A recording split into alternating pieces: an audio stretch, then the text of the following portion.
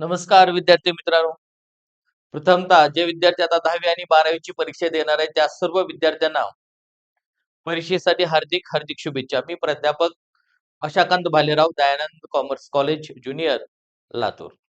तर आपल्या सर्वांना शुभेच्छा देत आहे परीक्षेसाठी. आणि परीक्षेला जाता जाता काही मिक्स ग्रामरचे एक्झाम्पल्स मी घेत आहे, की जे तुम्हाला 10वी आणि 12वी दोन्ही परीक्षेसाठी अत्यंत उपयुक्त असणारे हे इंग्रजी व्याकरणाचे काही महत्त्वाचे घटक या ठिकाणी आपण घेतलेले आहेत. तर पहा, आपण ज्या पद्धतीने एक्झाममध्ये तुम्हाला ऑब्जेक्टिव्ह पद्धतीने एमसीक्यू पद्धतीने विचारलं जातं, तर त्याच पद्धतीने आपण ग्रामरचे वाक्य घेतलेले आहेत. तर पाहूया आपण. चला लक्ष द्या. तर पहा, एक्झाम मध्ये बघा क्वेश्चन कसा विचारला जातो तुम्हाला. Choose the correct alternative from the following. पहा, म्हणजे खालील जे काही दिलेलं वाक्य आहे त्याचं आपल्याला काय करायचे आता अल्टरनेटिव्ह म्हणजे पर्याय शोधायचे आहेत. यामध्ये पहा, फर्स्ट एक्झाम्पल आहे सोपी टर्न ऑफ ब्रॉडवे. म्हणजे सोपी ब्रॉडवेला म्हणजेच पहा, आपण जे घेतलेले एक्झाम्पल्स आहेत हे तुमच्या पुस्तकातले आहेत. टेक्स्ट बुक मधले 12च्या 12वीच्या पुस्तकातले आहेत. त्यामुळे ते तुम्हाला निश्चितच कामाला येणार आहेत. आता पहा, सोपी turn off Broadway. Identify the correct form of the tense following options. आपल्याला काय करायचं सांगितलेलं आहे आता. फॉर्म ऑफ द टेन्स, टेन्सचा प्रकार विचारलेला आहे. म्हणजे अगोदर आपल्याला काय विचारलंय, क्वेश्चन व्यवस्थित समजून घ्यायचा आहे, इन्स्ट्रक्शन व्यवस्थित समजून घ्यायचं. म्हणजेच पहा, लक्षात घ्या, टेन्सवर आधारित तुम्हाला 100% क्वेश्चन परीक्षेत असतोच. एक तर तुम्हाला काळ ओळखा म्हणून असतो परीक्षेमध्ये, किंवा सपोज सिंपल प्रेझेंट टेन्सचं वाक्य दिलं असेल तर तुम्हाला सिंपल पास्ट टेन्स करा म्हणतात. ओके, प्रेझेंट कंटिन्युअस टेन्सचं वाक्य दिलं असेल तर पास्ट कंटिन्युअस करायला सांगतात. प्रेझेंट परफेक्ट टेन्सचं वाक्य दिलं असेल तर पास्ट परफेक्ट टेन्स किंवा फ्युचर परफेक्ट टेन्स. ओके, अशा पद्धतीनं बदल करायला सांगतात. त्यामुळे टेन्स हा टॉपिक आपला परफेक्ट असणं अत्यंत गरजेचं आहे. आता या ठिकाणी आपल्याला टेन्स विचारलेला आहे. सोपी टर्न ऑफ ब्रॉडवे म्हणजे सोपी आता मोठ्या रस्त्याकडे वळाला. आता टेन्स विचारलेला आहे. टेन्सवर विचारलं म्हटल्यानंतर परीक्षेमध्ये काय पाहायचं असतं, की वाक्यात क्रियापदाचा काळ कोणता आलेला आहे, क्रियापदाचं कितवं रूप आलेलं आहे, आणि त्याच्यानुसार आपण काय शोधायचं असतं, टेन्स शोधायचा असतो. मग आता वर्ब शोधा अगोदर. इथं बघा, सोपी काय सब्जेक्ट आहे, टर्न क्रियापदाचं दुसरं रूप आहे.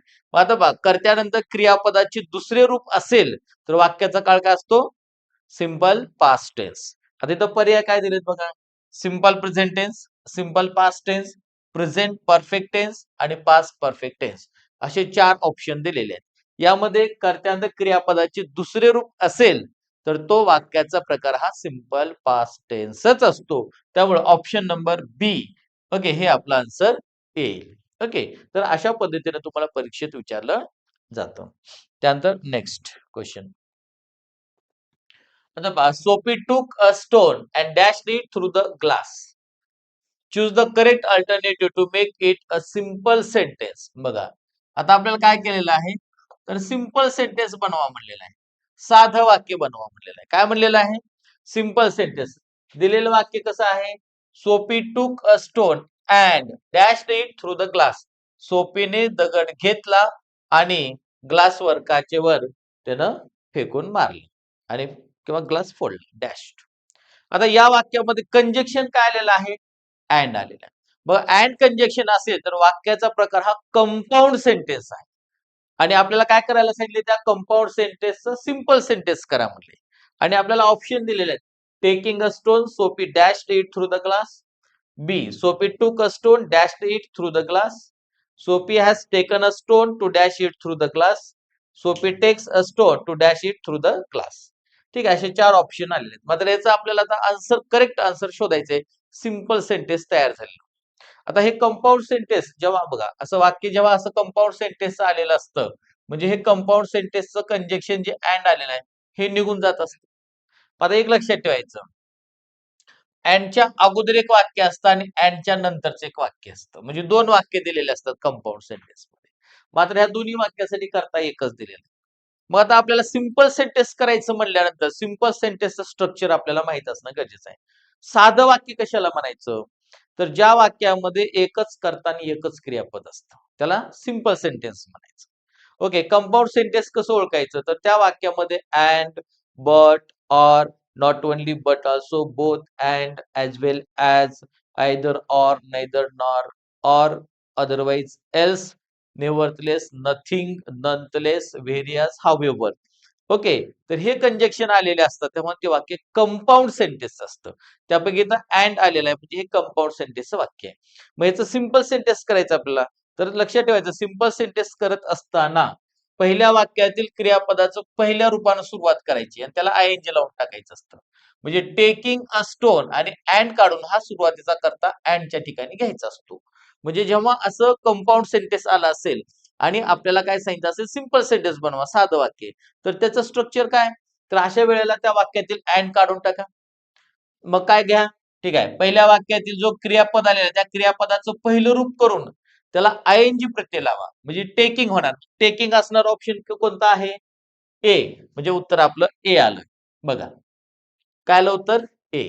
म्हणजे सुरुवात आपल्याला बघा सिंपल सेंटेन्स बनवताना पहिल्या वाक्यातील क्रियापदाच्या पहिल्या रूपाला आयएनजी लावून त्या वाक्यानं सुरुवात करायची. टेकिंग, त्यानंतर त्या पुढला भाग टेकिंग अ स्टोन इथपर्यंत अँड पर्यंतचा भाग जशा तसा घ्यायचा. त्यानंतर कॉमा द्यायचा, अँड काढून टाकायचं आणि वाक्याच्या सुरुवातीचा जो कर्ता आहे तो कुठे घ्यायचा आहे, अँडच्या ठिकाणी घ्यायचा आणि राहिलेला भाग घेऊन पूर्णविराम द्यायचा. झालं सिंपल सेंटेन्स. म्हणजे बघा आता टेकिंग अ स्टोन म्हणजे दगड घेऊन Sophie dash it through the glass, सोफीनं तो ग्लासवर काचेवर मारला. आता या वाक्यामध्ये बघा सोफी सब्जेक्ट आहे, डॅश वर्ब आहे, एकच करताना एकच क्रियापद आलेलं. ओके, त्यामुळं आता हे जे टेकिंग आहे हे जरंड तयार झालं. हे काय वर्ब राहिलं नाही, हे नाऊन म्हणून आलं आता वाक्याच्या सुरुवातीला. हे काय वर्ब राहिलेलं नाही. तर आयएनजी लागून त्याचं नाउन फ्रेज मध्ये कन्वर्ट होतं किंवा त्याला आपण जरंड म्हणतो. ओके, तर पहा अशा पद्धतीनं ए हे आपलं आन्सर आलं. म्हणजे कंपाऊंड सेंटेन्सचं सिंपल सेंटेन्स या पद्धतीनं करायचं असतं. ठीक आहे. नेक्स्ट. आता पहा there were no boats to take the people across. Choose the correct transformation of sentence beginning with if. बघा बिगिनिंग विथ इफ न वाक्य सुरू करा असं म्हणलेलं आहे. म्हणजेच आता हे जे इफ न सुरू करा म्हणजेच कॉम्प्लेक्स सेंटेन्स बनवा. बघा इफ न सुरू करा वाक्य म्हणतोय म्हणजेच हे ऍक्च्युली सूचना काय आहे, इफ न सुरू करा म्हणजेच वाक्य कॉम्प्लेक्स बनवावं लागतंय. आता कॉम्प्लेक्स बनवायचं म्हणजेच दोन कर्ते दोन क्रियापद आले. बघा कॉम्प्लेक्स सेंटेन्स मध्ये काय असतात, दोन कर्ते दोन क्रियापद आणि एक सबऑर्डिनेटिंग कंजक्शन असतं. तर इथं वाक्यामध्ये त्यांनी इफ कंजक्शनच देऊन टाकलं आपल्याला की इफ न तुम्ही सुरुवात करा. ओके, आता कॉम्प्लेक्स सेंटेन्स म्हणलं की काय, दोन कर्ते दोन क्रियापद आणि कंजक्शन आलं असतं. मग सगळे डब्ल्यूचे शब्द असेल हो, when, where, what, why, that, if, unless, though, although, even though. Okay, हे जे काही कंजक्शन्स आहेत हे सबऑर्डिनेटिंग कंजक्शन्स आहेत जे कॉम्प्लेक्स सेंटेन्स मध्ये येतात. मग ठीक आहे, आता इफ न सुरुवात करा म्हणलेलं आहे. आता इथं काय म्हणलं, there were no boats to take the people across. आता हे जे वाक्य आहे ते सिंपल सेंटेन्स आहे. हे जे दिलेलं वाक्य बघा, there were no boats to take the people across, there subject आहे, वेअर वर्ब आहे, एकच करताना एकच क्रियापद आले. म्हणजे हे दिलेलं वाक्य काय आहे, सिंपल सेंटेन्स आहे, साधं वाक्य आहे. मग या सिंपल सेंटेन्सचं आपल्याला इफ न सुरुवात करा म्हटलंय म्हणजेच कॉम्प्लेक्स सेंटेन्स बनवा म्हटले. पहा काय बनवा म्हणले, कॉम्प्लेक्स. आता इफ न सुरुवात करायचं म्हणलं की वाक्याच्या सुरुवातीला इफ पाहिजेत. आता इफ असणारे ऑप्शन्स कोणते आहेत बघा, इथं पण आहे, इथं पण आहे, इथं पण आहे, इथं पण आहे. ठीक आहे, पहिलं बघूया, इफ देअर नो बोट्स. आता इथं वर्बच घेतलं नाही की, वर्ब घेतलं का इथं, वर्ब घेतलं नाही म्हणजे हे वाक्य चुकीचं आहे. आता पुढलं वाचायची गरज पण नाही. ओके, कारण कर्त्यांचं क्रियापद पाहिजे. ठीक आहे, इफ देअर वेअर, हा इथं क्रियापद घेतलं बघा, if there were no boats, there करता were verb, they would have verb, would have taken verb. म्हणजे दोन कर्ते आले दोन क्रियापद आले.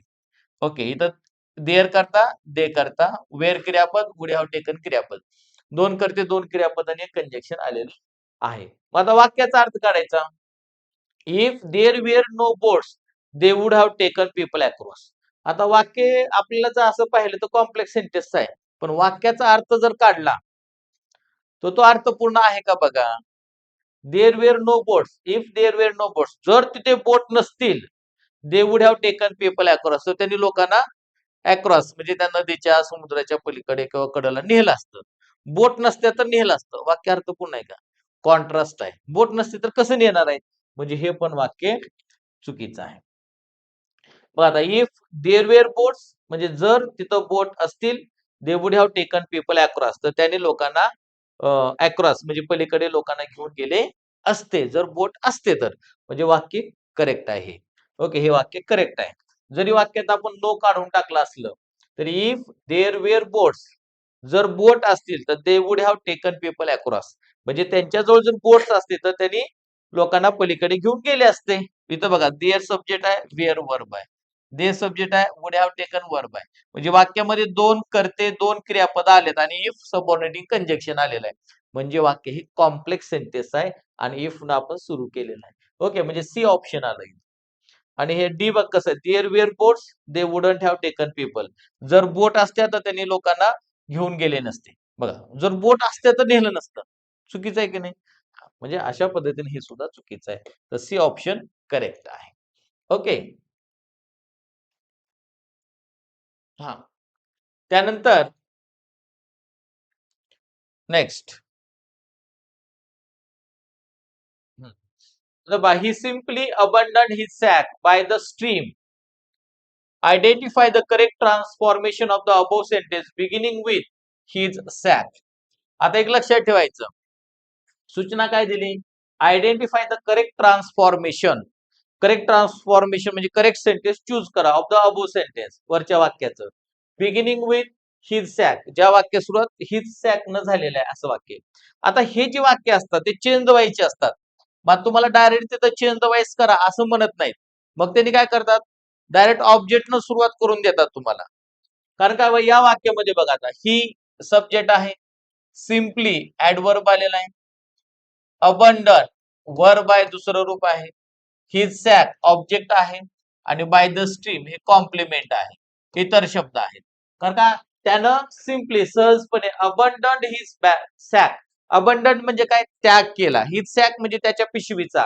बाय द स्ट्रीम म्हणजे जो प्रवाह आहे नदीचा प्रवाह आहे त्या प्रवाहामध्ये त्यानं त्याची बॅग त्याग करून टाकली. ओके असा त्याचा अर्थ होतो.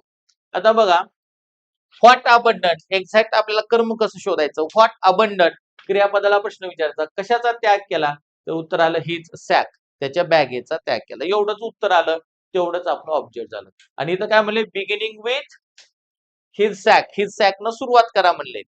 बरोबर आहे. मग हे वाक्य कशाचे असतात चेंज द वाईसचे असतात. असे वाक्य चेंज द वाईसचे असतात. ओके चेंज द वाईसचे हे वाक्य असतात. मग बघूया आता सर्वच वाक्याची सुरुवात हिज सॅक न झालेली आहे. His sack his sack his sack his sack. आता बघा आपण ऑब्जेक्ट नंतर काय घ्यायचं असतं. आता चेंज द वाईसचा फॉर्म्युला कसा आहे बघा. याचा फॉर्म्युला कसा आहे बघा. Object plus helping verb plus V3 plus by plus subject. Subject कसा घ्यायचा असतो ऑब्जेक्टिव्ह केस मध्ये. हे आपलं पॅसिव्ह व्हॉइसचं आहे. ओके काय आहे पॅसिव्ह व्हॉइसचं फॉर्म्युला आहे. म्हणजे ऍक्टिव्ह व्हॉइसचं वाक्य असेल तर त्याचं पॅसिव्ह व्हॉइस कसं करायचं हा फॉर्म्युला आहे. म्हणजे ऑब्जेक्ट न सुरुवात करायची आपल्याला. ऑब्जेक्ट कोणता आहे हिज सॅक आहे. हिज सॅक न केलं त्यानंतर काय घ्यायचं असतं हेल्पिंग वर्ब घ्यायचं असतं. आता या वाक्यात हेल्पिंग वर्ब आहे का नाही तर क्रियापदाच्या काळानुसार घ्यायचं असतं आणि नवीन आलेल्या कर्माच्या वचनानुसार. अबंडंट भूतकाळ असेल तर वॉज किंवा वेअर हे सहाय्यकारी क्रियापद घ्यायचं असतं वॉज किंवा वेअर. आता हिच सॅक एक वचने असल्यामुळे काय पाहिजे वॉज पाहिजे. वॉज असणार ऑप्शन कोणता आहे बघा. इथं इज आहे म्हणजे उत्तर येणार नाही. इथं हॅज आहे उत्तर येणार नाही. इथं वॉज आहे इथं हॅड आहे येणार नाही. म्हणजे क्रियापदाचं दुसरं रूप असेल तर वॉज किंवा वेअर यापैकी एक सहाय्यकारी क्रियापद येतं. म्हणून इथं काय आलं वॉज आलं म्हणजे उत्तर आलं सी. म्हणजे बघा आता आपण एवढ्यावर दोनच स्टेप मध्ये आपल्याला उत्तर शोधलं. बाकीचं काहीतरी बघितलं का आपण नाही बघितलं. पण अशा ट्रिक्स आपल्याला कळाल्या पाहिजेत. ओके क्रियापदाचं दुसरं रूप असेल तर काय घ्यावं लागतं सहाय्यकारी क्रियापद वॉज. पुन्हा क्रियापदात तिसरं रूप अबंडन घेतलं. ईडी प्रत्यय लागला की दुसरं आणि तिसरं रूप तेच असतं त्यामुळे तेच घेतलं. तिसऱ्या रूपानंतर काय घ्यायचं असतं बाय प्रिपोजिशन घेतलं. बाय प्रिपोजिशन नंतर काय घ्यायचा असतो सब्जेक्ट. सब्जेक्ट कोणता आहे ही. ओके ही आहे तर हीची द्वितीया काय गेली तर हिम. ओके. त्यानंतर बाय घेऊन वाक्याच्या सुरुवातीला जर नाम आला असतं तर बाय नंतर जशाच तसं असतं आणि सर्वनाम आला असते तर त्याची द्वितीय विभक्ती असते. मग हीची द्वितीया काय आली हिम. ओके घेतलं. त्यानंतर राहिलेलं बा काय राहिलं बाय द स्ट्रीम जशाच तसं. ओके. हा आता बघा हिज सॅक वॉज. आता इथं कुठल्याच ऑप्शन मध्ये हे सिम्पली ऍड केलेलं नाही. जर ऍड करावं लागलंच तर हे अबंडन क्रियापदाच्या अगोदर सिम्पली आहे की नाही तर उत्तरामध्ये सुद्धा आपल्याला क्रियापदाच्या अगोदर ऍड करावं लागेल जर घेतलं तर. सपोज इथं दिलंच नाही ऑप्शन मध्येच दिलं नाही ठीक आहे काय प्रॉब्लेम नाही पण दिलंच तर his sack was simply abandoned by him by the stream. अशा प्रकारे हे पॅसिव्हाइज झालं. म्हणजेच वाक्य दिलेलं ऍक्टिव्हाइज होतं आपण काय केलं याचं पॅसिव्हाइज केलं हे पीव्ही केलं आणि हे दिलेलं वाक्य एव्ही होतं ऍक्टिव्ह व्हॉइस होतं त्याचं पॅसिव्हाइज केलेलं आहे. ठीक आहे. त्यानंतर बघा नेक्स्ट आता बघा इनडायरेक्ट स्पीच वर आलेलं वाक्य आहे. She said I have worked hard from childhood. ती म्हणाली मी लहानपणापासून खूप कष्ट केले. लहानपणापासून मी खूप कष्ट केले असं. Identify the correct indirect narration. आता करेक्ट इनडायरेक्ट नरेशन म्हणलेलं आहे. योग्य असं इनडायरेक्ट स्पीच चा वापर आपल्याला करायचा आहे. आता दिलेलं जे वाक्य आहे पहा हे अगोदर इनडायरेक्ट स्पीच आहे हे आपल्याला माहित आहे. मात्र कोणत्या प्रकारातील आहे हा प्रकार आपल्याला ओळखता येणं गरजेचं आहे. आता कुठल्या प्रकारातील आहे तर ते अवतरण चिन्हामध्ये वाक्याची सुरुवात कशाने झाली बघायचं आय सब्जेक्ट न झालेली आहे आणि शेवटी फुल स्टॉप आलेला आहे. म्हणजे हे जे वाक्य आहे ते असर्टिव्ह सेंटेन्स आहे विधान वाक्य आहे. मग असर्टिव्ह सेंटेन्सचं असेल तर त्याचं काय करायचं आपल्याला असर्टिव्ह सेंटेन्स आपल्याला इनडायरेक्ट स्पीच करायचं आहे. आता याचं identify the correct indirect narration म्हणलेलं आहे. मग आता इनडायरेक्ट स्पीच बघा आता असर्टिव्ह सेंटेन्स विधान वाक्याचं इनडायरेक्ट स्पीच कसं करायचं असतं. प्रथम स्पीकर घ्यायचं असतं बोलणारी व्यक्ती सेट टू काढून जर ऐकणारी व्यक्ती असेल तर टोल्ड घ्यायचं असतं आणि जर ऐकणारी व्यक्ती नसेल तर सेट तसंच ठेवायचं असतं. त्यानंतर ऐकणारी व्यक्ती घ्यायचं असतं कंजक्शन म्हणून दॅटचा वापर करायचा असतो. दॅट नंतर सब्जेक्ट वर्ब ऑब्जेक्ट कॉम्प्लिमेंट अशी रचना करायची आणि शेवटी पूर्णविराम द्यायचा असतो. म्हणजे याचं इनडायरेक्ट स्पीच करताना असर्टिव्ह सेंटेन्स इनडायरेक्ट स्पीच करताना अगोदर काय घ्यायचं असतं स्पीकर बघा बोलणारी व्यक्ती. त्यानंतर ऐकणारी व्यक्ती असेल तर टोल्ड नसेल तर सेड तसंच ठेवायचं असतं. त्यानंतर लिसनर घ्यायचं असतं ऐकणारी व्यक्ती नंतर दॅट घ्यायचं असतं. दॅट नंतर सब्जेक्ट वर्ब ऑब्जेक्ट अशी रचना करायची असते. त्यानंतर कॉम्प्लिमेंट राहिलेला भाग आणि फुल स्टॉप शेवटी द्यायचं असतं. या सूत्रानुसार इनडायरेक्ट स्पीच करायचं असतं. मग आता बघूया इथं कसं केलंय. बोलण्यात शी सेड ती म्हणाली I have work hard from childhood. ती म्हणाली मी लहानपणापासून खूप काम केले आहे. ठीक आहे. बोलणारी व्यक्ती कोण आहे शी.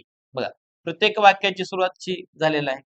इथं ऐकणारी व्यक्ती नसल्यामुळे सेड जशाच तसं राहणार आहे घेतलं.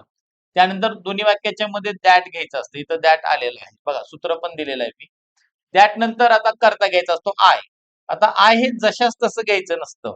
बघा इनडायरेक्ट स्पीच करत असताना वाक्यात जे दिलेले सर्वनाम आहेत म्हणजे त्यामध्ये आय मी माय हे जी तीन सर्वनाम आहेत यांचा बदल बोलणाऱ्या व्यक्तीसाठी करायचा असतो आणि यू युअर यांचा बदल ऐकणाऱ्या व्यक्तीसाठी करायचा असतो. आता बदल करायचा म्हणजे कसं करायचा. आता आय आय कोणासाठी आलं बोलणाऱ्या व्यक्तीसाठी. कोण म्हणाल की मी लहानपणापासून खूप कष्ट केले शी तिनं म्हणाली म्हणजे आय हे शी या सर्वनामासाठी आलं. हे आय जसे तसं नाही घ्यायचं. आय प्रथम आहे तर बोलणाऱ्या व्यक्तीची प्रथमा घ्यायची. बोलणारी व्यक्ती शी प्रथम आहे म्हणून आयचा बदल इथं शी. ओके बरोबर आहे. त्यानंतर हॅवचा बदल काय होतो हॅड. इथं हॅड आहे बघ. इथं काय हॅज म्हणजे हे उत्तर येणार नाही. इथं वर्क आलं येणार नाही हे येणार नाही. संपलं उत्तर इथं. म्हणजे आपण 2-3 स्टेप केल्या की आपल्याला लक्षात आलं की उत्तर कोणतं आहे. म्हणजे आता हॅवचा बदल हॅड होतो मात्र इथं काय ठेवलंय हॅज आहे इकडे वर्क ठेवलंय इथं हॅज ठेवलंय म्हणजे हे चुकीचे आहेत. बी सी डी हे चुकीचे आहेत. इथं हॅड आले म्हणजे तेच वाक्य बरोबर आहे. पुढे आपण अजून काहीच केलं नाही पण आपल्याला एवढ्या लवकर उत्तर सापडलं म्हणजे पुढे जायची पुन्हा गरज सुद्धा नाही. तेच उत्तर लिहून टाकायचं. ओके हा had work hard from childhood जशा तसं इनोटेड कॉमा निघून गेला फुल स्टॉप. म्हणजे उत्तर आलं 1 नंबर. बघ कसं केलं. बोलणाऱ्या व्यक्तीशी सेड जशाच तसं, ऐकणाऱ्या व्यक्तीने म्हणून टोल्ड घेतलं नाही. इथं कोणाला म्हणाले दिलं नाही, सोडून दिलं. कंजेक्शन म्हणून काय घेतलं दॅट. आता आय जशा तसं घ्यायचं नसतं. आय कोणासाठी आलं त्याची प्रथम घ्यायची. म्हणजे बोलणाऱ्या व्यक्तीसाठी आय येत असतं. म्हणून आय प्रथम आहे म्हणून बोलणाऱ्या व्यक्तीची प्रथम अशी. हॅवचा बदल करायचा असतो. भूतकाळामध्ये कन्वर्ट करत चालायचं असतं. हॅवचं had work hard from childhood जशाच तसं. म्हणून उत्तर काय आलं. आपलं उत्तर करेक्ट ए आलं. बीसीडी चुकीचं आहे. म्हणजे हे इन दॅट स्पीच वर आलेलं वाक्य होतं. त्यानंतर पहा. India pays tribute to Gandhiji for his birth anniversary. Spot the error in the given sentence and choose the correct alternative. बघा आता स्पॉट द एरर साठी क्वेश्चन परीक्षेत विचारलेला आहे. तर स्पॉट द एरर साठी फिक्स क्वेश्चन ठरलेला आहे. तो येतच असतो. ओके. स्पॉट द एरर साठी क्वेश्चन येतोच. ओके. एरर बघा आता तुम्ही एकदा बघा काय एरर आहे वाटतंय बघा.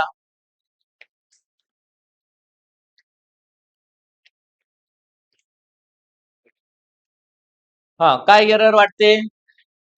India pays tribute to Gandhiji for his birth anniversary. म्हणजे भारत महात्मा गांधींना त्यांच्या बर्थ अॅनिव्हर्सरी म्हणजे जयंती निमित्त काय करत आहे. ट्रायब्यूट म्हणजेच एक वंदना अर्पण करत आहे. आदरांजली अर्पण करत आहे. आता याच्यामध्ये एरर कुठे वाटते तुम्हाला. एरर विचारलेला आहे. इंडिया पेज बरोबर आहे. इंडिया सब्जेक्ट बरोबर आहे. पेज वर्क पण बरोबर आहे. ट्रायब्यूट आदरांजली बरोबर आहे. टू गांधीजी बरोबर आहे. हा फॉर हिज अॅनिव्हर्सरी साठी नाही. इथं फॉर प्रिपोजिशन चुकलेलं आहे. इथं ऑन प्रिपोजिशन पाहिजे होतं. ऑन हिज बर्थ अॅनिव्हर्सरी असं पाहिजे होतं. आता ऑन असणार ऑप्शन बघायचं कुठं आहे ते. इथं आहे. इथं फॉर आहे. इथं ऍट आहे. तर हे चुकलं. ऑन असणार ऑप्शन हे करेक्ट आहे. 1 नंबर आपलं उत्तर करेक्ट आहे. India pays tribute to Gandhiji on his birth anniversary.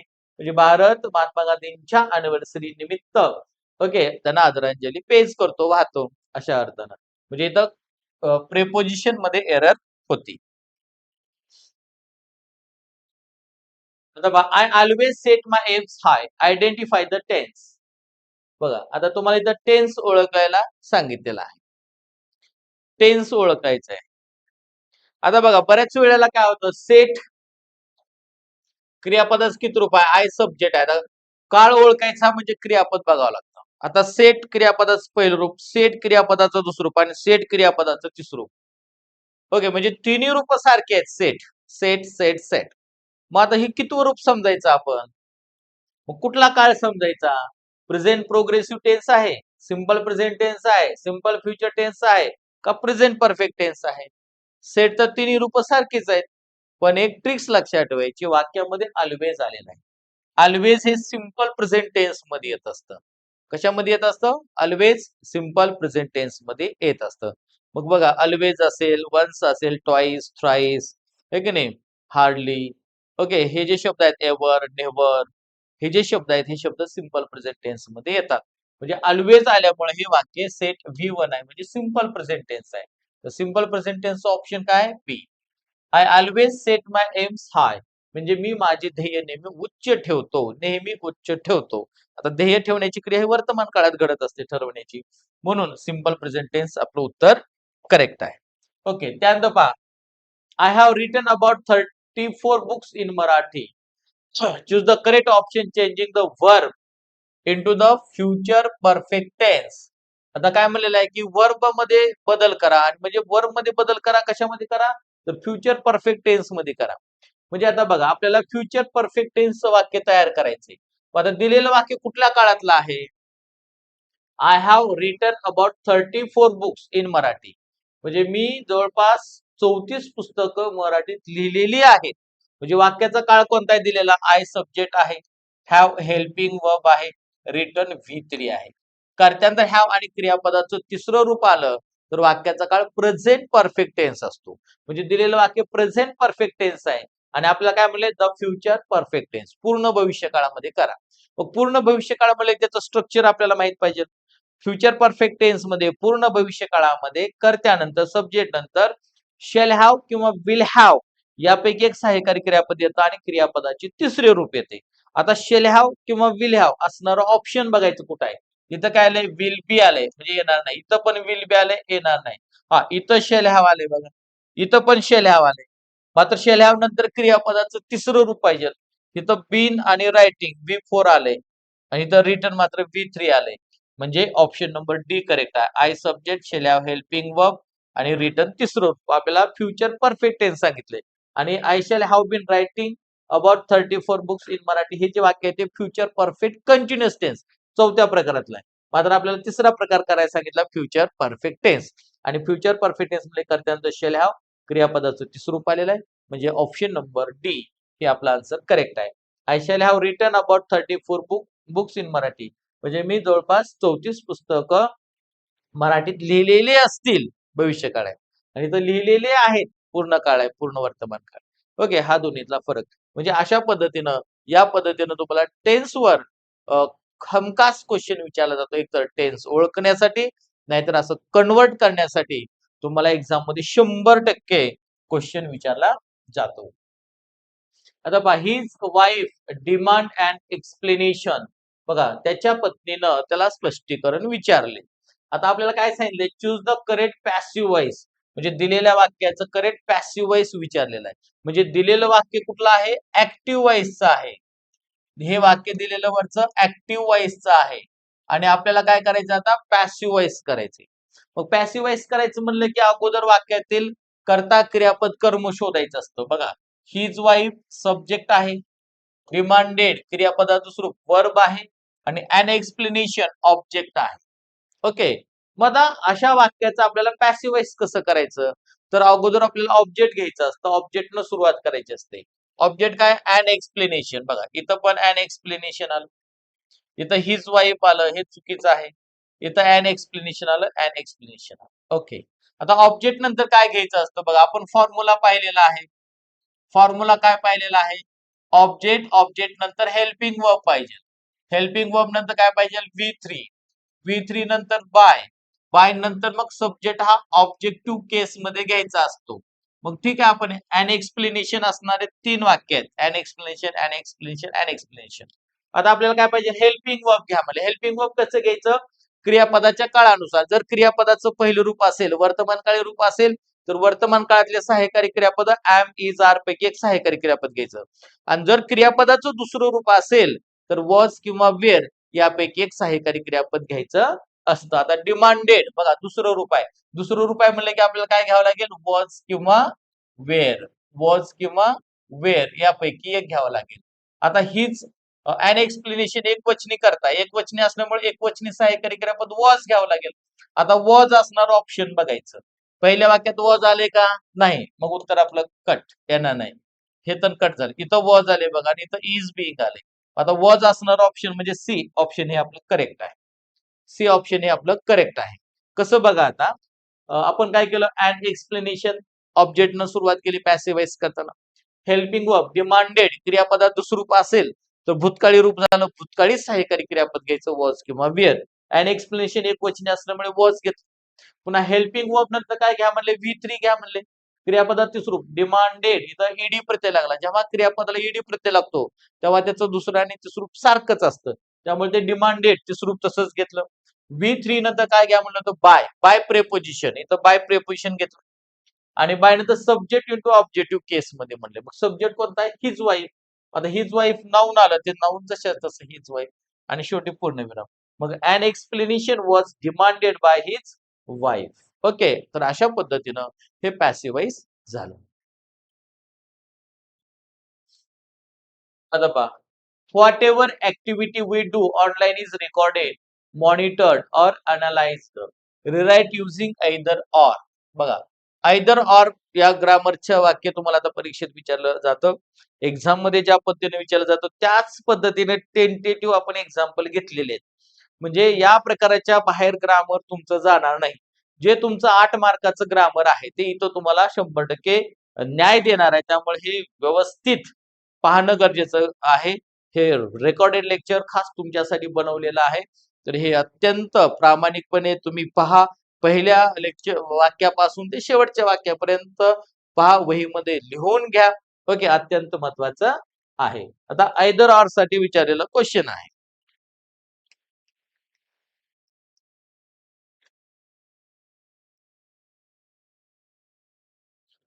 आता बघा आयदर ऑर ची रचना कशी करायची असते बघा.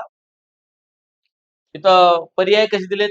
Whatever activity either we do online is recorded monitored or analysed. इथं वी आहे, इथं थोडस मिस्टेक झालेलं आहे. We do online is recorded monitored or analysed. त्यानंतर whatever activity we do online is either recorded monitored or analysed. Whatever activity we do online is recorded either monitored or analysed. आणि D आहे none of दिस. आता एक लक्षात ठेवा, आपल्याला काय सांगितलं? आयदर ऑर करा. इथं ऑर ऑलरेडी दिलेला आहे, म्हणजे फक्त आपल्याला इन्सर्ट आता आयदर करायचं. आयदरची जागा कुठं आहे मग वाक्यामध्ये ते आपल्याला कळायला पाहिजे. आता सोपी टेक्निक सांगतो तुम्हाला कसं ओळखायचं. ऑरच्या पुढे काय आलंय बघायचं. ऑरच्या पुढे काय आलंय बघायचं. इथं ऑर ऑलरेडी आपल्याला फिलअप करून दिलंय. अनालाइज्ड क्रियापदाचं दुसरं रूप आलंय. मग जर ऑरच्या पुढे क्रियापदाचं दुसरं रूप असेल तर आयदरच्या पुढे सुद्धा क्रियापदाचं दुसरंच रूप पाहिजे, तरच ते वाक्य बरोबर असतं. आयदर ऑर म्हणजे हे किंवा ते असं त्याचा अर्थ असतो. मग आता लक्ष द्या, इकडं क्रियापदाचं दुसरं रूप आहे, तर इकडं बघायचं वाक्यात क्रियापदाचं दुसरं रूप कुठं आहे. बघा इथं मॉनिटर्ड दुसरं रूप आहे, रेकॉर्डेड दुसरं रूप आहे, आणि मग हे दोन क्रियापद दिलेत. आता इथं घ्यायचं आहे तर का इकडे घ्यायचं आहे तर, कारण का ऑरच्या पुढे क्रियापदाचं दुसरं रूप दिलंय. मग ऑरच्या पुढे क्रियापदाचं दुसरं रूप आहे म्हणजे की आयदरच्या पुढे पण क्रियापदाचं दुसरंच रूप पाहिजे. ऑरच्या पुढे जर क्रियापदाचं पहिलं रूप असेल तर आयदरच्या पुढे क्रियापदाचं पहिलंच रूप पाहिजे, तरच ते वाक्य बरोबर असतं. ही ट्रिक्स वापरायची.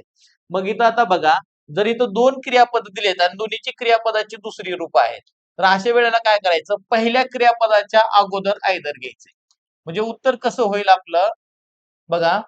What ever activity we do online is either recorded monitor or analysed. आता बघूया त्या पद्धतीनं वाक्य कुठलं आहे. तिथं नाहीयेच. हा, बी मध्ये बघूया. Whatever activity we do online is, हा बघा इथं आयदर घेतले बघा, रेकॉर्डेड मॉनिटर्ड ऑर अनालाइज्ड. तर कॉमेची गरज नाही.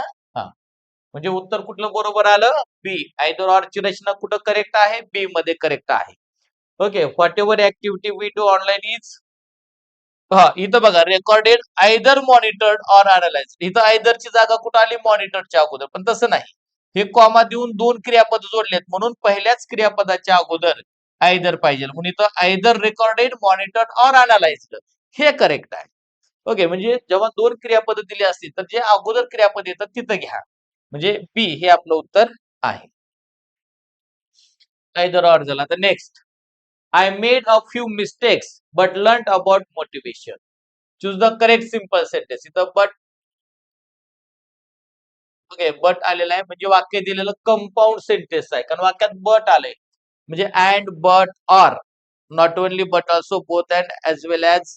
ओके, असे जर वाक्य आले असतील तर ते कंपाऊंड सेंटेन्सचे असतात. म्हणजे बट कंजेक्शन आल्यामुळे हे वाक्य झालं कंपाऊंड सेंटेन्स. आणि आपल्याला काय करायचं आता?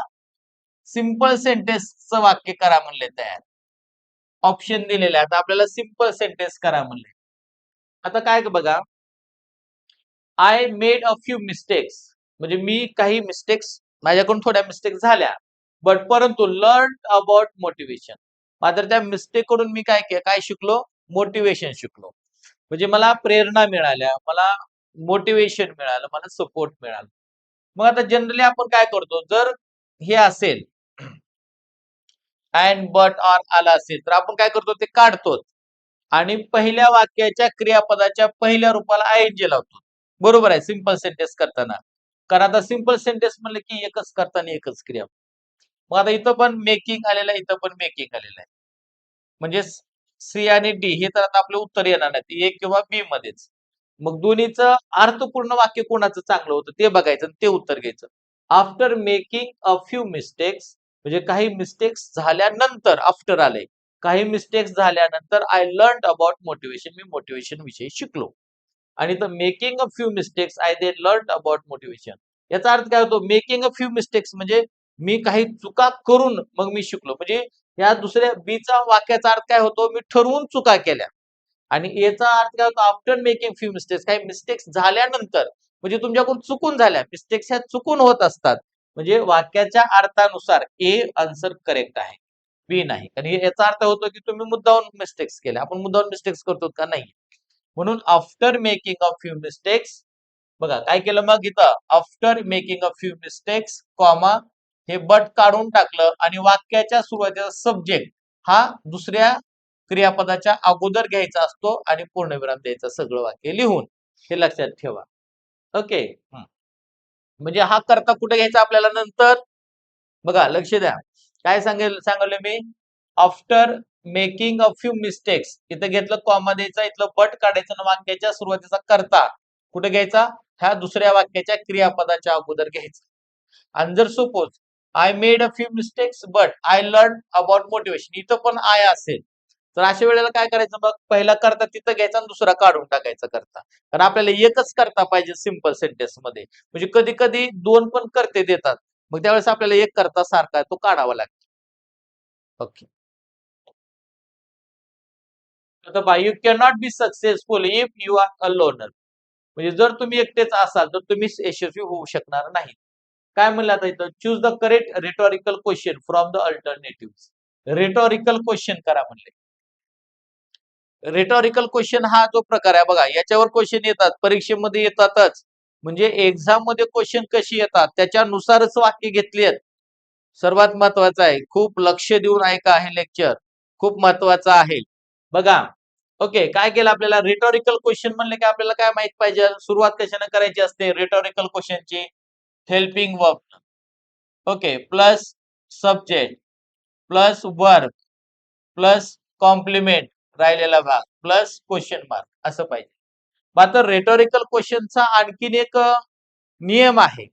जर दिलेलं वाक्य होकारार्थी असेल तर उत्तर नकारार्थी करायचं, आणि दिलेलं वाक्य नकारार्थी असेल तर उत्तर होकारार्थी करायचं. आता बघा इथं यू कॅनॉट, कॅन आणि नॉट नकार आले की नाही वाक्यामध्ये, म्हणजे वाक्य जर नकारार्थी असेल तर आपलं रेटॉरिकल क्वेश्चन होकारार्थी होणार. ओके, होकारार्थी होणार. आता याची सुरुवात कशाने करायची असते, हेल्पिंग वर्ब न करायची.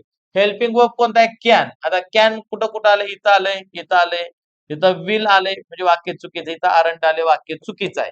ओके, वाक्यात हेल्पिंग वर्ब कॅन आहे, म्हणजे ए किंवा बी पैकी आपलं उत्तर असणार आहे. मात्र एक लक्षात घ्या, वाक्य नकारार्थी आहे तर आपलं उत्तर होकारार्थी पाहिजे. मात्र एच्या वाक्यामध्ये काट नकार दिलेला आहे, म्हणजे हे पण वाक्य चुकलं. म्हणजे उत्तर कुठलं आलं, बी. फक्त ट्रिक्स ना आपण आणखीन वाक्य केलंच नाही, फक्त ट्रिक्स न उत्तर कसं शोधायचं. काय सांगितलं, सुरुवात हेल्पिंग वर्ब न करायची. रेटोरिकल क्वेश्चन म्हणले की सुरुवात सहाय्यकारी क्रियापदाने करायची असते. मग सहाय्यकारी क्रियापद कोणत्या वाक्यात, कॅन आहे. मग कॅन असणारे ऑप्शन किती आहेत, ए आणि बी, कॅन कॅन. विल आणि इथं आर आहे, म्हणजे सी आणि डी आपलं उत्तर येणारच नाही. मग ए, ए आणि बी. पण ए आणि बी मध्ये काय सांगितलं, आणखी दिलेलं वाक्य नकारार्थी असेल तर रेटॉरिकल क्वेश्चन होकारार्थी करायचं असतं, आणि वाक्य होकारार्थी असेल तर उत्तर नकारार्थी करायचं असतं. मग इथं नकार असताना इथं डबल नकार घ्यायचा नसतो, म्हणजे हे वाक्य चुकलं. वाक्य नकारार्थी असेल तर उत्तर आपलं होकारार्थी पाहिजे, म्हणजे सुरुवात कॅन न करायची. कॅन नंतर सब्जेक्ट यू घ्यायचा, यू नंतर हे नॉट तर आपण काढून टाकलं, बी पासून राहिलेला भाग जशाच तसा क्वेश्चन मार्क. म्हणजे can you be successful if you are a loner, म्हणजे तुम्ही एकटे असाल तर तुम्ही यशस्वी होऊ शकता का, जर होत असाल तर येस, नसेल तर नो. म्हणजे प्रश्न विचारलेला आहे. त्यानंतर नेक्स्ट पाहता, as soon as the sun touches the horizon, okay, darkness settles upon the scene. बघा, आता हे दिलेलं वाक्य as soon as आहे, आपल्याला काय म्हणलं, use correct no sooner than. आपल्याला काय सांगितलेलं आहे, नो सूनर दॅन करा, नो सूनर दॅन ची रचना करा. ओके, मग आता नो सूनर दॅन करताना वाक्यात जे आलेलं ऍज सुन ऍज आहे ते काढून टाकायचं असतं, आणि त्या ठिकाणी काय घ्यायचं असतं, नो सुनर घ्यायचं असतं, आणि दोन्ही वाक्याच्या मध्ये द्यान घ्यायचं असतं, म्हणजे कॉमा काढून द्यान घ्यायचं. मग सुरुवात नो सुनर न करायची असते. बघा, या वाक्यात नो सुनर न सुरुवात आहे, इथंही नो सुनर न सुरुवात आहे, इथंही नो सुनर न सुरुवात आहे, इथंही नो सुनर न सुरुवात आहे. बर, नो सुनर नंतर सहाय्यकारी क्रियापद घ्यायचं असतं, लक्षात ठेवा. नो सुनर नंतर काय घ्यायचं, सहाय्यकारी क्रियापद घ्यायचं. तर वाक्यात सहाय्यकारी क्रियापद आहे का बघा, द सन टचेस द हॉरिझन, इथं वाक्यात सहाय्यकारी क्रियापद नाही. बघा लक्ष द्या इकडं, हा, वाक्यात सहाय्यकारी क्रियापद आहे का, नाही. मग मुख्य क्रियापद बघा, द सन सब्जेक्ट आहे, टचेस वर्ब आहे. इथं क्रियापदाला V5 म्हणूया आपण, क्रियापदाला यस लागले. मग वाक्यात जर सहाय्यकारी क्रियापद नसेल तर अशा वेळेला काय करायचं, नो सुनर ध्यान करत असताना लगेच सहाय्यकारी क्रियापद घ्यायचं. वाक्यात आलं असेल तर तेच घ्या. वाक्यात आलं नसेल आणि त्या वाक्यात क्रियापदाचं पहिलं रूप असेल तर डू सहाय्यकारी क्रियापद घ्या. जर त्या वाक्यात क्रियापदाला यस किंवा यस लागला असेल म्हणजेच क्रियापदाचं पाचवं रूप असेल तर डज सहाय्यकारी क्रियापद घ्या. आणि क्रियापदाचं दुसरं रूप असेल तर डीड घ्या. आणि नंतर मात्र त्या क्रियापदाचं पहिलं रूप करायचं असतं. कारण का वाक्यात जर डू डज डीड आलं की त्यापुढे त्या वाक्यातील क्रियापदाचं पहिलं रूप घ्यायचं असतं. बघा आता मग इथं नो सुनर नंतर टचेस क्रियापदाला यस लागलं, यस लागलं की डज सहाय्यकारी क्रियापद यायला पाहिजे. नो सुनर नंतर, नो सुनर नंतर काय यायला पाहिजे, डज यायला पाहिजे. मग इथं डीड आहे म्हणजे हे वाक्य चुकलं. इथं हॅड आहे वाक्य चुकलं. इथं हॅज आहे वाक्य चुकलं. इथं डज आहे म्हणजे हेच वाक्य बरोबर. आता आपण सगळं वाक्य केलं का, नाही केलं. पण एवढ्याहून आपल्या लक्षात आलं की उत्तर कोणतं आहे. म्हणजे इथं आपला वेळ वाचला. हे उत्तर आपला हे लिहून टाकायचं, पुढला क्वेश्चन सोडवायचा. वेळ वाचतो. पण तरी तुम्हाला समजण्यासाठी हे कसं येतं उत्तर ते डिटेल सांगतो, लक्ष द्या. बघा ऍज सुन ऍज काढायचं, नो सुनर घ्यायचं. हेल्पिंग वर्ब घ्यायचं वाक्यात नाही. मुख्य क्रियापद बघायचं, टचेस यस लागलं की डज घ्यायचं असतं. ओके, सहाय्यकारी क्रियापदाचा सब्जेक्ट घ्यायचा असतो. सब्जेक्ट काय, द सन. सब्जेक्ट नंतर काय घ्यायचा असतो, वर्ब. वर्ब कोणता आहे, टचेस. पण आपण इथं डज घेतल्यामुळे हे त्याचं ईएस निघून जातं. इथं आपण डज घेतो म्हणजे टच राहतं म्हणून इथं टच घेतलं. तुम्ही जर इथं डज घेऊन तिकडं टचेस केलं तर वाक्य चुकलं, लक्षात घ्या. तिथं टचच पाहिजे. द हॉरिझन आणि कॉमा निघून जातो दोन्ही वाक्याच्या मध्ये, द्या आणि दुसरं वाक्य जशाच तसं, द डार्कनेस. बघा, no sooner does the sun touch the horizon than the darkness settled upon the scene. Okay, तर अशा पद्धतीने हे उत्तर आलं. त्यानंतर नेक्स्ट आता पहा, Chaitanya won 2 prize and a silver medal. Spot the error in the given sentence. बघा, एरर साठी फिक्स क्वेश्चन असतो परीक्षेमध्ये आणि एररवर क्वेश्चन विचारलेला आहे. आता काय एरर वाटतं तुम्हाला, Chaitanya won 2 prize and a silver medal. चैतन्यानं 2 प्राइज आणि सिल्वर मेडल जिंकलं. आता याच्यामध्ये चैतन्य सब्जेक्ट बरोबर आहे, ओन बरोबर आहे, टू बरोबर आहे. म्हणजे टू म्हणल्यावर प्लुरल झालं ना. इथं प्राइजेस यस लागायला पाहिजे, तो टू प्राइजेस. मात्र इथं आलं नाही म्हणून तिथं एरर आहे. मग प्राइजेस असणार ऑप्शन कोणता आहे, इथं टू प्राइज आहे, येणार नाही. इथं पण प्राइज आहे, येणार. इथं प्राइजेस आहे बघा, टू प्राइजेस. इथं पण टू प्राइजेस आहे. मग कोणतं बरोबर आहे, ए आणि बी तर कट झालं. Chaitanya won 2 prizes and silver medal. चैतन्यानं 2 प्राइजेस आणि 1 सिल्वर मेडल जिंकलं म्हणजे सी करेक्ट आहे. मग हे का चुकीचं आहे, कारण इथं हॅज सहाय्यकारी क्रियापदाचा काही संबंध नाही. हे वाक्य सिंपल पास्ट टेन्स आहे, इथं सिंपल पास्ट टेन्सच पाहिजे. हे प्रेझेंट परफेक्ट टेन्सची काही गरज नाही. इथं हॅजची काही गरज नाही म्हणून सी डी चुकीचं आहे. तर सी आपलं करेक्ट आहे. इथं प्राइजेस यस लागायला पाहिजे होतं, कारण याच्या अगोदर टू आले, दोन प्राइजेस म्हणतो आपण म्हणून एरर कशामध्ये होती, सी मध्ये. म्हणजे सी आपलं उत्तराला आपण करेक्ट केलं. 15 पाहता, Mumbai is richer than most other metro cities in India. Choose the correct positive degree म्हणलेलं आहे. पॉझिटिव्ह डिग्रीचं वाक्य करायला सांगितले. आता बघा, दिलेलं वाक्य कुठल्या प्रकारातलं आहे, Mumbai is richer than most other metro cities. इथं रिचर दॅन मोस्ट अदर आलेलं आहे. म्हणजेच हे जे डिग्रीचं वाक्य आहे ते कोणत्या डिग्रीचं वाक्य आहे, तर कम्पॅरेटिव्ह डिग्री आहे. कोणते आहे, कम्पॅरेटिव्ह डिग्री आहे. कसं ओळखलं कम्पॅरेटिव्ह डिग्री आहे म्हणून, तर या वाक्यामध्ये ER दॅन विशेषणाला रिच हे विशेषण आहे. Okay, Mumbai is richer than most other metro cities in India. Richer RICH आहे, इथं स्पेलिंग जरा थोडीशी चुकलेली आहे. RICHER आहे, richer than most others metro cities in India. ठीक आहे. तर कम्पॅरेटिव्ह डिग्री आहे. आपल्याला पॉझिटिव्ह डिग्री करा म्हणले, काय करा म्हणले, पॉझिटिव्ह डिग्री. आता एक लक्षात ठेवायचं, कम्पॅरेटिव्ह डिग्रीचा कितवा प्रकार आलेला आहे त्याच्यानुसार पॉझिटिव्ह डिग्रीचा प्रकार करायचा असतो.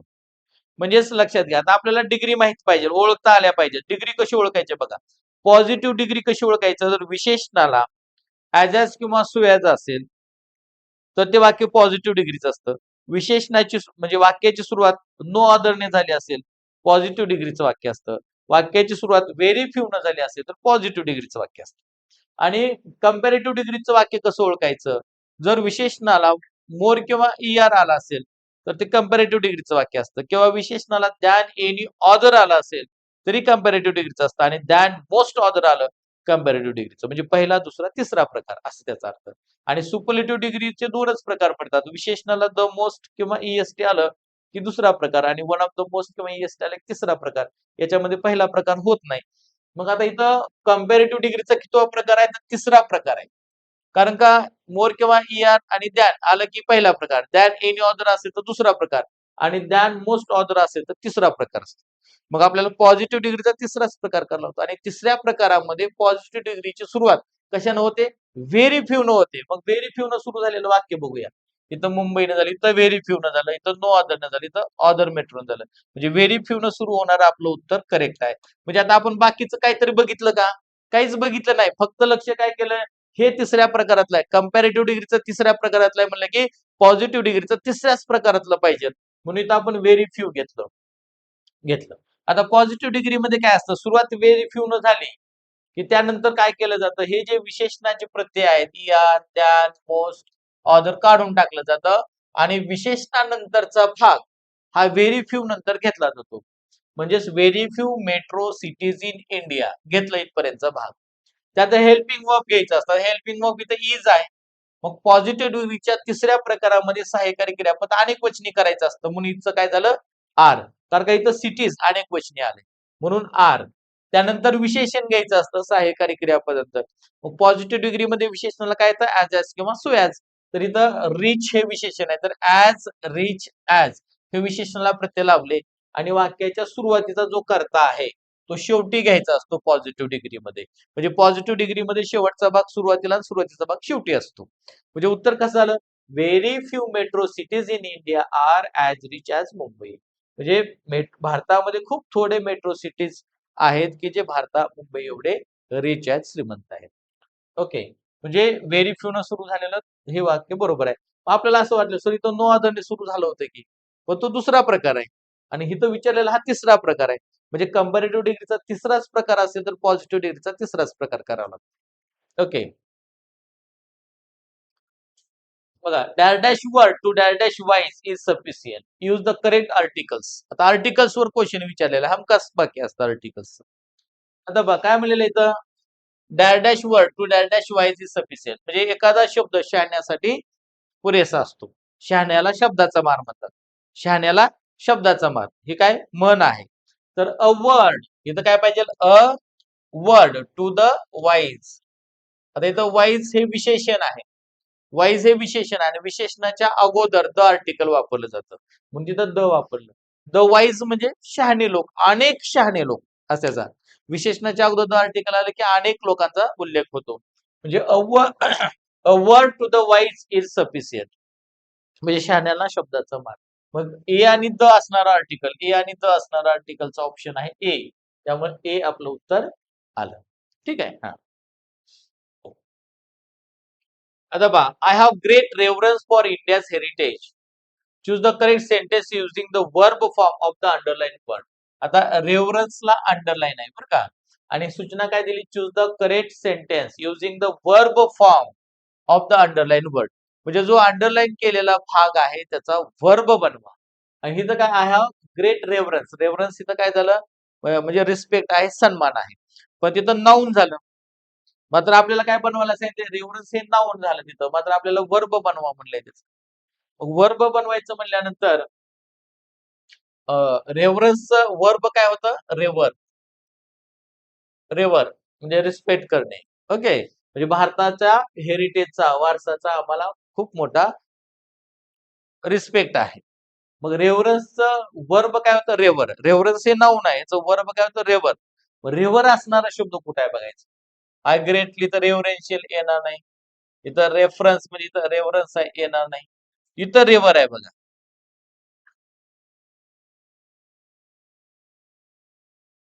बघा इथं रिव्हर आहे. I greatly river India's heritage. म्हणजे मी खरंच भारताचा जो हेरिटेज आहे, वारसा आहे, ठीक आहे, याचा मला रिस्पेक्ट आहे असं. म्हणजे इथं रिव्हर हे वर्ब आलेलं आहे. इथं पण रिकवर्ड म्हणतंय.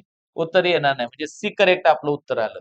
रिव्हर हे वर्ब तयारीचं झालं. I greatly river India's heritage, म्हणजे रेव्हरन्स आपल्याला वर्ब बनवावं आणि वर्ब ही तयार river.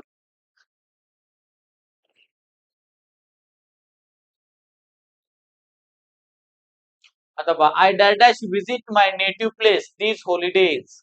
Choose the correct modal auxiliary option to make the sentence less certain. आता मॉडल ऑक्झिलरीचा वापर करा म्हणले. मॉडल ऑक्झिलरी फिक्स क्वेश्चन असतो, पण काय दाखवा म्हणले, लेस सर्टन, कमी शक्यता दर्शवणाऱ्या मॉडल ऑक्झिलरीचा वापर करा रिकाम्या जागेमध्ये. म्हणजे ज्या मॉडल ऑक्झिलरीनं कमी शक्यता दर्शवलेली आहे. आता विल म्हणलं की ऍक्च्युली तर सर्टनटी असते. काय असते? सर्टनटी म्हणजे निश्चितता असते. Okay.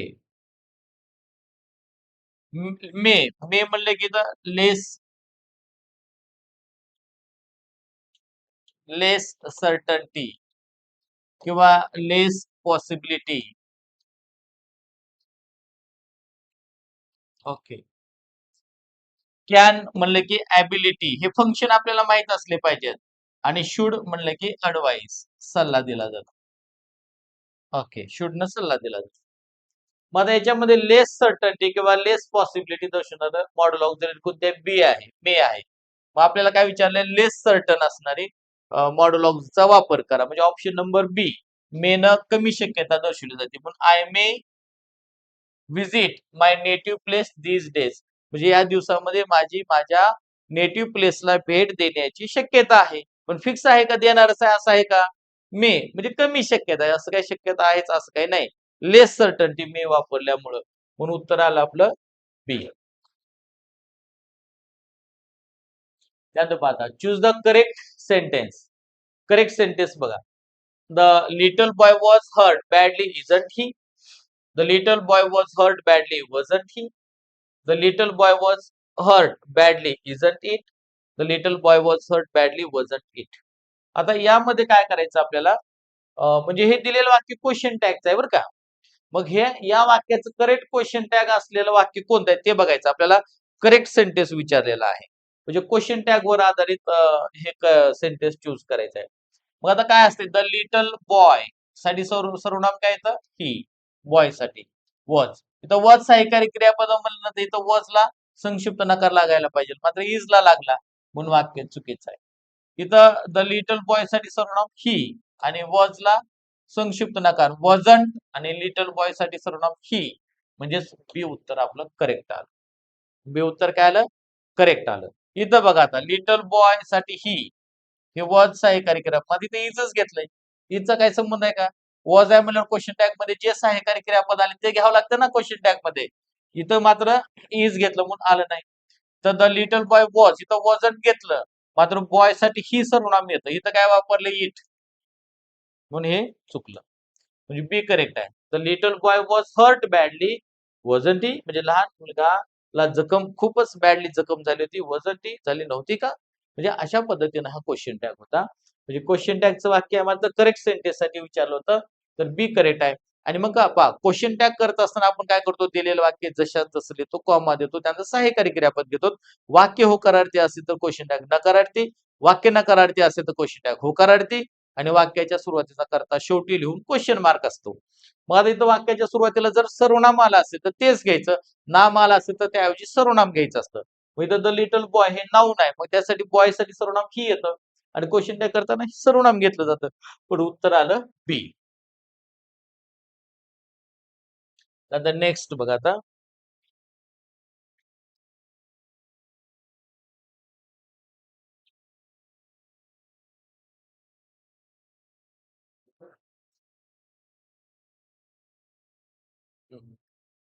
in a meeting, the physical education teachers decided to spend 2 hours dash the playground dash warm up activities. आता इथं आपल्याला fill in the blank with correct preposition वर क्वेश्चन विचारलेला आहे. Fill in the blank with correct preposition. Preposition वर आता हे वाक्य विचारलेलं आहे पहा.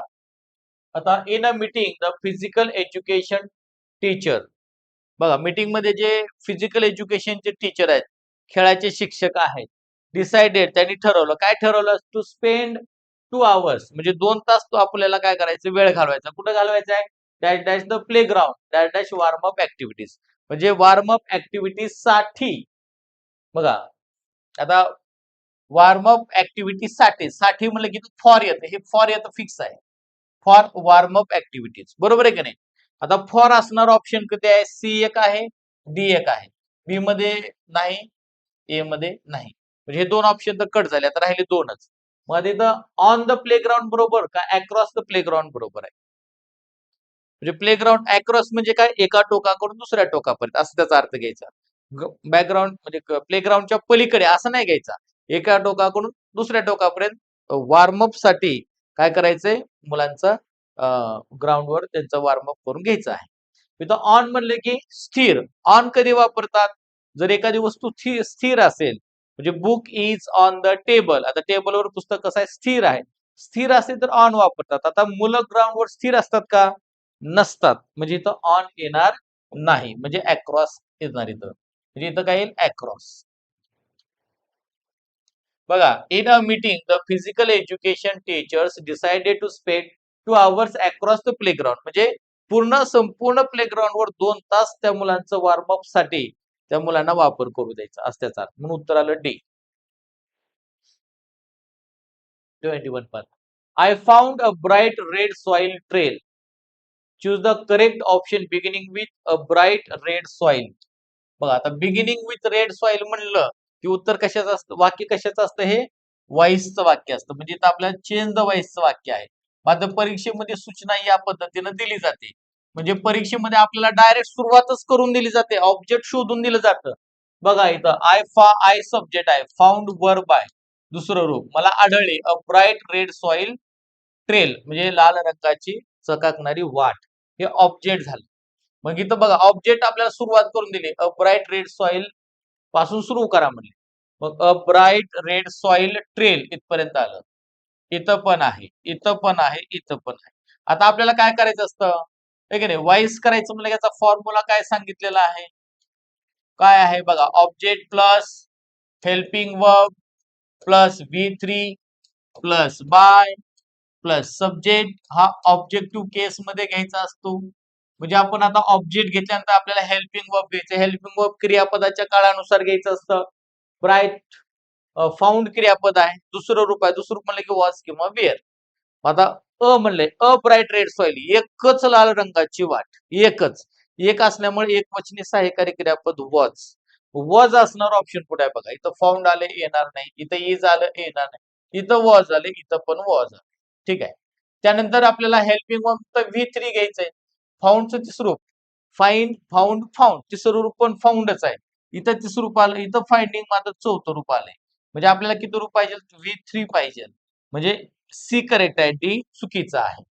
ओके. तिसरं रूपानंतर काय घ्यायचं असतं? By preposition. बाय घेतलं. बाय नंतर करता घ्यायचा सब्जेक्ट. कुठं आहे? वाक्याच्या सुरुवातीला. आणि वाक्याच्या सुरुवातीचा करता हा द्वितीय विभक्तीमध्ये घ्यायचा असतो. आय सर्वनाम आले. आईची द्वितीय मी. आईची द्वितीय विभक्ती काय? मी. म्हणजे a bright red soil trail was found by me असं उत्तर आलं. कळालं? हा. त्यानंतर नेक्स्ट. आता बघा pick out the infinitive form the following sentence. खालील वाक्यातील इन्फिनिटिव्ह फॉर्म चूज करा म्हणले. इन्फिनिटिव्ह बघा. Yet one of the subtler beauties of travel is that it enables you to bring new eyes to the people you encounter. बघा हे जे वाक्य दिलेलं आहे त्या वाक्यातले काही घटक आपल्याला ऑप्शन मध्ये दिलेले आहे. Of the subtler, to bring, to the people आणि यू एन्काउंटर. आता यापैकी आपल्याला इन्फिनिटिव्ह कुठलं आहे ते बघायचे. आता इन्फिनिटिव्ह कशाला म्हणायचं? तर क्रियापदाचं मूळ रूप ज्या क्रियापदाच्या अगोदर टू आलेलं असतं त्याला काय म्हणायचं? इन्फिनिटिव्ह. म्हणजे कसं बघा फॉर एक्झाम्पल जसं to see, to walk, okay, to speak. म्हणजे असं मुख्य क्रियापदाच्या अगोदर जर टू आलं तर त्याला काय म्हणायचं? इन्फिनिटिव्ह म्हणायचं असतं. आणि क्रियापदाला जर आयएनजी लागलं तर त्याला जरंड म्हणायचं. ओके, जसं सपोज याला काय म्हणायचं? इन्फिनिटिव्ह म्हणतात. इन्फिनिटिव्ह क्रियापदाच्या अगोदर टू आलं त्याला इन्फिनिटिव्ह. आणि सपोज आता वॉकिंग क्रियापदाला आयएनजी आलं. रीडिंग क्रियापदाला एनजी आलं, आहे की नाही. प्लेइंग क्रियापदाला एनजी आलं, क्रियापदाला एनजी लागलं की त्याला जरंड म्हणायचं. काय म्हणायचं? जरंड. म्हणजे टू काढून क्रियापदाला एनजी लावायचं, त्याला जरंड. क्रियापदाचा एनजी काढून त्याला टू लावायचं, त्याला इन्फिनिटिव्ह म्हणायचं. मग आता इन्फिनिटिव्ह कुठं आहे बघा, टू आलेलं बघायचं ऑप्शन कुठं आहे. इथं पण आहे, इथं पण आहे. म्हणजे ए आणि डी आपलं उत्तर येणार नाही. बघ कोणतं, आता टूच्या पुढे ब्रिंग क्रियापदाचं पहिलं रूप आहे, इथं टूच्या पुढे द पीपल नाऊन आहे. मग इन्फिनिटिव्ह कशाला म्हणायचं? टूच्या पुढे जर क्रियापदाचं पहिलं रूप आलं तर इन्फिनिटिव्ह असतं. मग इथं टूच्या पुढे ब्रिंग क्रियापदाचं पहिलं रूप आलं म्हणून बी हे आपलं काय झालं? उत्तर झालं. कळालं? ठीक आहे. त्यानंतर next, I had no other way to climb the hillock. म्हणजे मला हिलॉक टेकडीवर चढायचा दुसरा मार्ग नव्हता. Choose the correct affirmative sentence. Affirmative sentence म्हणजे होकारार्थी वाक्य करा म्हणलेलं आहे. आणि हे जे दिलेलं वाक्यात नो आहे, म्हणजे दिलेलं वाक्य निगेटिव्ह सेंटेन्स आहे. काय आहे?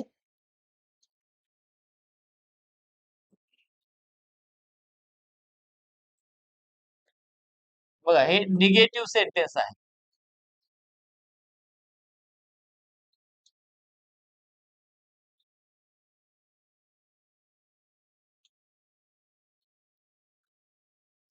आता निगेटिव्ह सेंटेन्स म्हणजे नकारार्थी वाक्य, त्याचं आपल्याला होकारार्थी वाक्य करायचं. आता होकारार्थी वाक्य बघा, म्हणजे वाक्यात नो असता कामा नये, म्हणजे नो निघून जातं. I had no other way to climb the hillock, म्हणजे टेकडीवर चढायला मला दुसरा मार्ग नव्हता, म्हणजे फक्त तोच होता. फक्त तो म्हणले की ओनली. आता ओनली कशामध्ये आहे? इथे एक आहे, इथे एक आहे, इथे एक आहे. इथं आहे का? I had many other ways to climb the hillock, नाही, चुकीचं आहे. This was the only way I had to climb the hillock. आणि वॉज दिस द ओनली, हा हे असं येणार नाही. This is the only way I have to, इथं काय आहे? I have to climb the hillock. हा, काय इला इथं दिस वॉज द, आता इथं हॅड भूतकाळ आहे की नाही? इकडं भूतकाळ म्हणजे वाक्य आपलं खालचं पण भूतकाळातच पाहिजे. इथं इज वर्तमान काळात आलंय, म्हणजे हे चुकीचं आहे. हेच बरोबर आहे. This was the only way I had to climb the hillock, म्हणजे हाच तो एकमेव मार्ग होता जो मी टेकडीवर चढू शकलो असतो किंवा चढण्यासाठी एकमेव हाच मार्ग होता. ओनली आलं तिथं, म्हणजे वाक्य हो करार्थी झालं, म्हणजे दुसरा मार्ग नव्हता त्याचा. 24, people cannot put name or tag to us, म्हणजे लोक आपल्याला नाव ठेवू शकत नाही किंवा आपल्याला टॅग करू शकत नाही. Choose the correct option by removing, बघा, cannot and rewrite the sentence. हा बघा, हे चुकून आले. कॅनॉट काढून सेंटेन्स रिराईट लिहा. आता वाक्यामध्ये कॅनॉट काढून टाका. कॅनॉट काढून टाका म्हणजेच या ठिकाणी अनेबल टू चा वापर करायचा असतो. कॅनॉट काढून कशाचा वापर केला जातो? अनेबल टू चा. आणि अनेबल टू काढून कॅनॉट चा वापर केला जातो. म्हणजे कॅन कुड काढून एबल टू अनेबल टू ची रचना केली जाते. मग आता इथं कॅनॉट काढून काढून पुन्हा वाक्य लिहा म्हटले, म्हणजे people put name or tag to us असं लिहायचं का? नाही, कॅनॉट काढा म्हणजे काय करा? एबल टू अनेबल टू ची रचना करा, असा त्याचा अर्थ असतो. मग इथं बघा, इथं अनेबल टू आलंय, इथं विल नॉट पुट, इथं नॉट आहे. विल नॉट पुट, नॉट तर काढायचे त्यामुळे घ्यायचं नाही. People are able to put a name of tags, able to घेतले, मात्र इथं नॉट घ्यायला पाहिजे होतं ना, कारण एबल टू घेताना फक्त कॅन काढून एबल टू घेतात, नॉट तसंच राहतं. इथं नॉट घेतलं नाही म्हणून हे वाक्य चुकीचं आहे.